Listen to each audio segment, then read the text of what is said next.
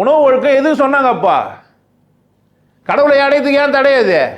உண்ணாமை உள்ளது உயிர்நிலை, ஊன் உன்றால் அண்ணாத்தல் செய்யாத அலறு. சொர்க்கம் உனக்கு கிடைக்காது சாப்பிடலன்னா. சாப்பாடே வெறியா இருந்தாலும் உனக்கு சொர்க்கம் கிடைக்காது. ஒருத்தர் சொர்க்கத்தில் வாழணும்னா சாப்பாட்டு பிரச்சனைலேருந்து வெளியே வந்துருக்கணும். புரியுதா என்ன சொல்கிறேன்ட்டு? அப்போ அந்த திருக்குறள் ஒழுங்காப்படி. புலால் மறுத்தல்னா என்ன கேளு. கரிமீன் சாப்பிடாத ஒரு வள்ளுவர் கேளு. இவனுங்களுக்காகவே கரிமீன் சாப்பிடாத ஒரு பார்த்தாங்களா இவனுங்க? சொன்னாரா வள்ளுவர்? நான் சைவ சமயத்தை சார்ந்தவன், நான் சைவன், கரிமீன் சாப்பிட மாட்டேன்னு சொன்னார். அதனால தான் கிறிஸ்துவ பட்டம் போடுறானுங்க அவருக்கு. அவர் எந்த மதத்தையும் எந்த ஜாதியும் சேராத மனுஷன். என்ன பண்ணுவீங்க நீங்கள்? தெரியுமா அவர் எப்படி வந்தாருன்னு? சொல்லவே இல்லை. பசி எடுத்துருந்தா என்ன கட்சி சாப்பிட்ருப்பான் அப்படித்தானே? அப்பேற்பட்ட ஒரு புக்கு எழுதுனா எப்படி எழுதியிருப்பான்? புலன்னா ஒன்று, புலால்னா பன்மை, அதை மறுத்துருன்னு சொல்கிறான். எடுத்து படி பற்றியும் விளக்கம் எழுதி வச்சிருக்கேன். திருக்குறள் புக்கை வாங்கிது ஒரு சாக்கா வச்சு புலால் மறுத்தலுக்கு விளக்கம் எழுதி வச்சிருக்கேன். முட்டாள்தனமாக எழுதியிருப்பேன்னு விட்டுருன்றேன் நான்.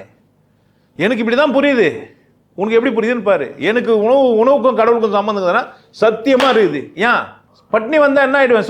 சாப்பாட்டில் இல்லைன்னா அவன் சோறு தான் தீர்மானிக்குது. ஒரு வாழைப்பழம் ஒரு கிளாஸ் பால் குடிக்கிறவன் எப்படி இருப்பான்? ஆரோக்கியம் என்ன தூக்க முடியும் அவனால்? மூட்டை தூக்கிப்பாரு தெரியும். 4 மூட்டை தூக்கி போடு லாரில். கஞ்சி குடிச்சிட்டு வந்து தூக்கிப்பாரு, எப்படி முடிதான் பார்த்துடலாம். அவனுக்கு இருக்கிறது பீப் பிரியாணி தான். அங்கே என்ன இவங்களுக்கு குற்ற உணர்வு ஆகிறதுக்கு பார்க்கறது? கடவுளுக்கும் உணவுக்கும் சம்மந்தம் இருக்குது. ஆரோக்கியமற்ற உணவு சாப்பிட்டாலும் நீ கடவுளை அடைய முடியாது. அது எதுவாக இருந்தாலும், தயிராக இருந்தாலும் சரி, மோராக இருந்தாலும் சரி. ஆரோக்கியம் இல்லைன்னா இல்லை தான். அழுகி போன தக்காளி சாப்பிட்ருவானா? ஊசி போன சாம்பாரை சாப்பிட்ருவானா? சாப்பிட்லாமா? அப்புறமா என்ன சுட சுட வறுத்து சாப்பிட்டுக்கிறாங்க.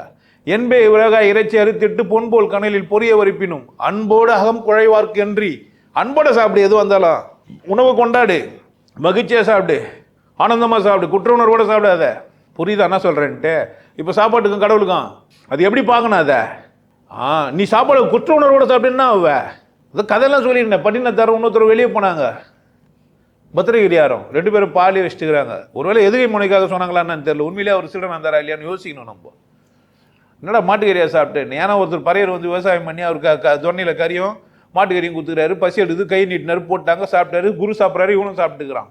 சாப்பிட்டு பின்னாடி நின்றுக்கிறான். என்னடா மாட்டுக்கறியாக சாப்பிட்டேன்னு. அப்போ நீங்கள் நான் பசிக்கு சாப்பிட்டேன், நீ என்ன சாப்பிட்ட? புரியுதா என்ன சொல்கிறேன்ட்டு?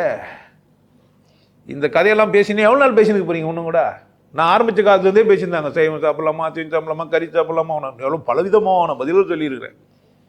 அதில் இது ஒரு விதமான பதில். சாப்பாட்டுக்கும் கடவுளுக்கும் ஏன்? அப்புறமா என்ன, ஒரு தூக்க மாத்திரை போட்டாக்கா தூக்கம் வருதா இல்லையா? அப்போ சாப்பாட்டுக்கும் தூக்கத்துக்கும் சம்மந்தம் இருக்குது. அப்படித்தானே?